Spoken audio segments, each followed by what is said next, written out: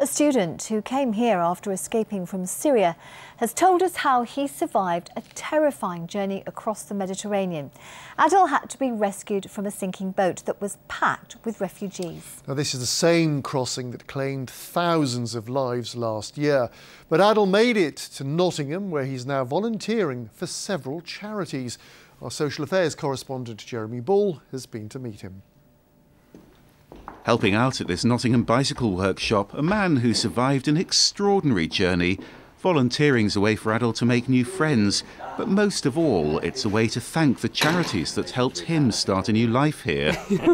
Yeah, I think... Adel had learnt about England through our literature, texts like Shakespeare and The Ancient Mariner, words that came flooding back as he thought he was about to die. His journey began when he escaped from Syria's brutal civil war, one of millions of terrified refugees. Adel's still so concerned about his family that we've agreed not to use his full name. I was studying English literature at Damascus University. I have a lot of friends there, but the war came and don't know any mercy. I'm so worried about my family. My wife's there, my mom, my dad. I don't know what's happening to them, but I hope they are still alive. But Adel risked his own life to cross the Mediterranean on an overcrowded boat like this one. The smugglers forced him into a packed engine room, soaked to the skin and with nothing to drink. The boat can take like about 50 persons, and they put about 250 in this boat. So there was no air inside it, and the waves starts rising up, and they don't know how to swim. It's a wooden boat, yeah? I think the boat starts to crack, and the water starts to come inside it. And we start to help each other to get the water out from the boat by hands, by shoes, by anything is available with us. What I have studied, the ancient mariner, came to my mind.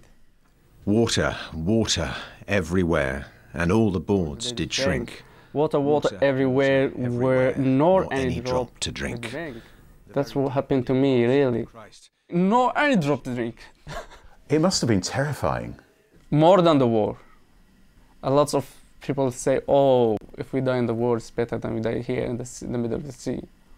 Because no one will know about your death. But they were saved by one of these Italian Navy patrols.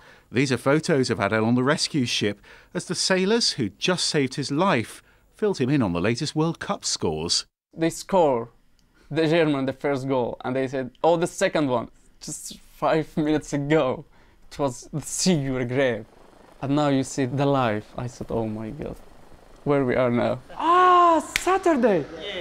Adel was one of the lucky ones. For the last 6 months, he's been supported here at Nottingham's Refugee Forum, and he's just been given permission to live and work in the UK.